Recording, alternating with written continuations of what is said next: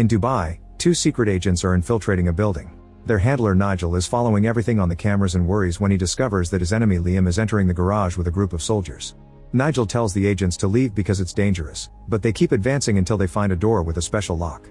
They open it easily and enter an office where they disable another lock to access the server.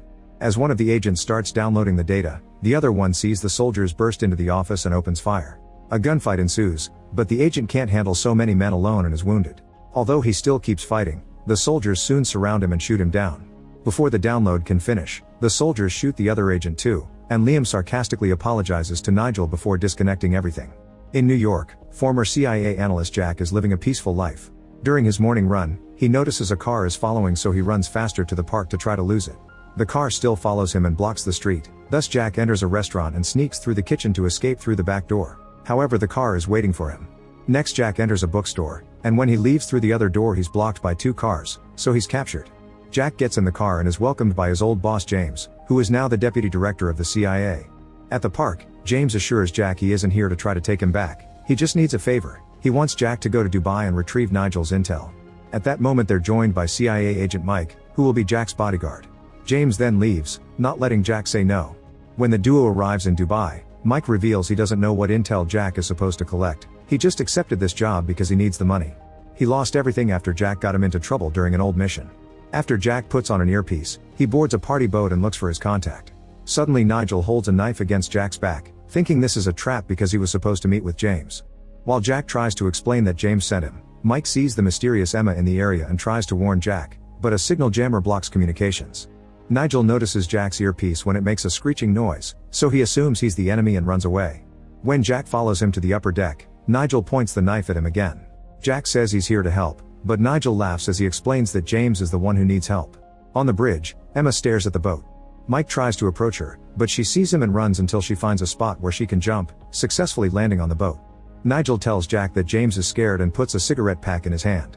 At that moment, a mercenary appears behind Nigel and slashes his neck before quickly disappearing.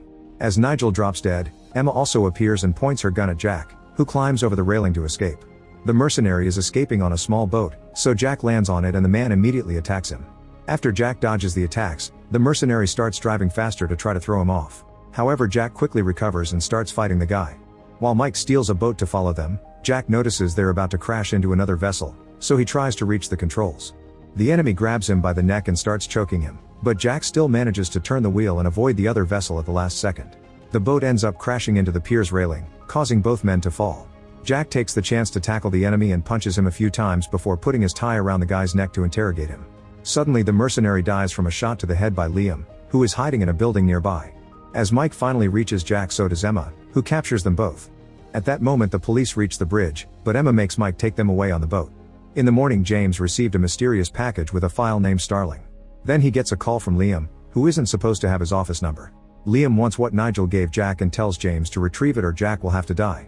At a safe house, Emma starts talking about Jack's and Mike's past to show off how much information she has. She also explains that Jack is the prime suspect in a double homicide. Then she pulls out a picture of James and mentions that he killed an asset in self-defense, which got him demoted.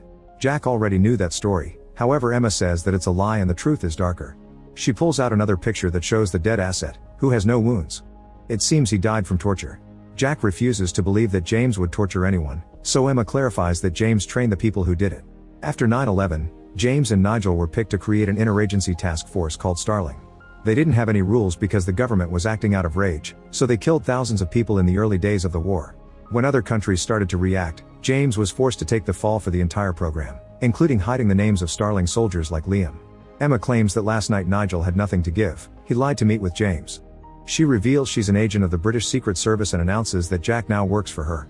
After Jack calls James with an update, Emma takes him and Mike to England, where they're picked up by her boss Andrew. They split into different cars for privacy and Andrew scolds Emma for going to Dubai without his authorization. Emma explains she was worried about Nigel, who was an agent at her agency too. Andrew points out that they now have an international incident on their hands, but Emma concludes they already have the killer or they would have arrested her. Soon James also arrives at the Secret Service headquarters. He apologizes to Jack, who is angry about all the things his friend has been hiding from him. James shows him the Starling folder he received in the mail, which contains the pictures of the two agents that were killed in Nigel's failed mission.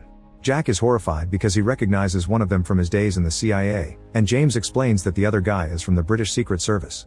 2 years ago, These 2 agents were recruited by Liam, who wanted to reopen Project Starling. However, after a year, they realized how horrifying Starling was and reached out to Nigel for help. Nigel knew that he couldn't stop Liam, so he kept an eye on him and told James of the situation. Unfortunately, Liam found out, but James had no idea and sent Jack to the meeting anyway. Jack is still furious for being forced into something so dangerous and yells at James, who soon yells back. He thinks Jack has a holier-than-thou attitude, but he has done bad things for the CIA too. James calls Sterling common sense because all the red tape didn't allow the agency to catch terrorists in time. They argue for a while and Jack concludes that James and Liam aren't any different.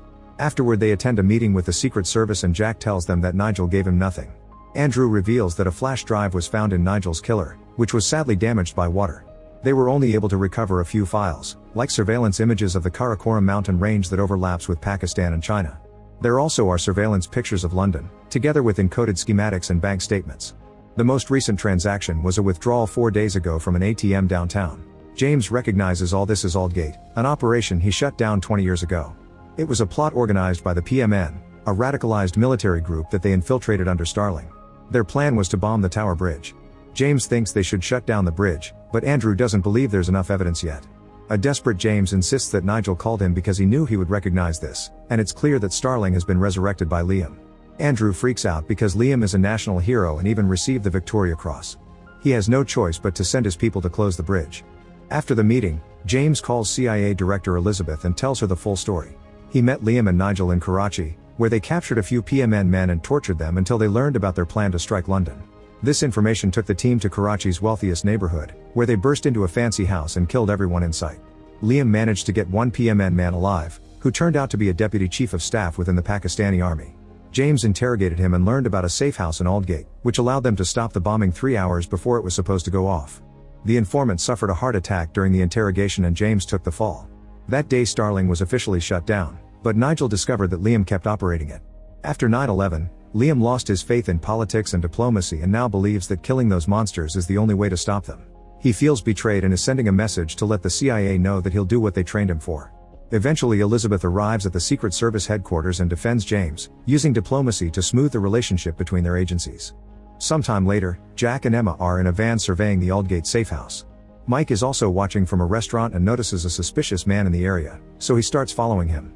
Unfortunately, the guy sees Mike and begins to run, but Mike is fast enough to keep up with him and tackle him in the middle of the street. Meanwhile, Jack, Emma, and a group of agents break into the safe house. They find a disturbing amount of weapons and guns and the schematics of Tower Bridge. Mike's prisoner is interrogated, but he insists he's just a courier who only got paid to accept a package.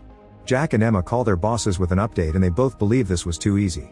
As they discuss the details, Jack realizes this was only a distraction to keep the team away from James, leaving him vulnerable. At that moment Elizabeth gets in their car, which instantly explodes and knocks James down. Jack loses communication with him, so he, Mike, and Emma rush back to the van and head to headquarters. When James wakes up, he discovers that Elizabeth and several agents were killed. Nearby, Liam is in a car and waves at him before leaving. A furious James gets in a car without any guards and starts chasing Liam through London. As they race around the city, the news reaches Emma, who makes Jack turn the van around to join the chase. Once James finds an opening, he opens fire through the window, but the shot only breaks some glass. Soon Liam's men appear in another car and fire at James, who is protected by the bulletproof car. However, he still loses control and people have to jump out of his way when he crosses a tunnel. The police also show up and James has to make a sudden turn to avoid them. At the same time, Jack's van also enters a tunnel, but he's driving against traffic and has to dodge several vehicles to come out. Nearby, James manages to avoid the cops and sees Liam, who takes a very narrow road. People keep jumping out of their way and many cars have to be dodged as the chase continues. When they reach the main avenue, Liam ends up crashing into a civilian car, so he comes out and walks away calmly. James also leaves his car and shoots up in the air, causing people to panic. Liam only looks at him with amusement before his men arrive and open fire, giving him time to escape. James hides behind a car and occasionally shoots back, but he quickly runs out of bullets. Thankfully, the van arrives and the trio shoots down all of Liam's men in just a few minutes. Hearing the police approaching, the group rescues James and runs away. Later, a group of soldiers retrieves Elizabeth's body to take it back to the USA. In a military bunker, the team discusses the latest intel.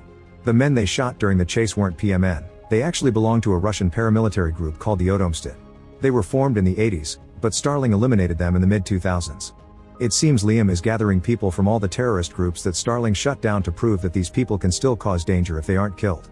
James reveals that he sent Nigel to Dubai to infiltrate Liam's operation and gather enough intel for the CIA to take him down.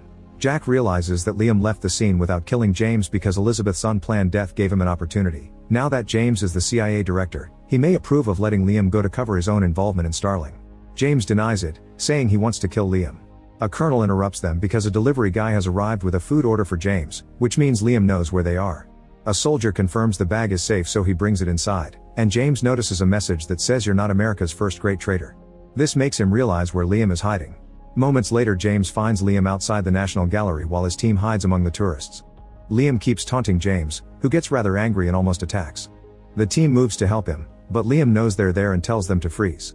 They obey because they notice a red dot on James' clothes, indicating there's a sniper in the area. Liam wants James to let him keep operating with his new Starling and demands what Nigel stole.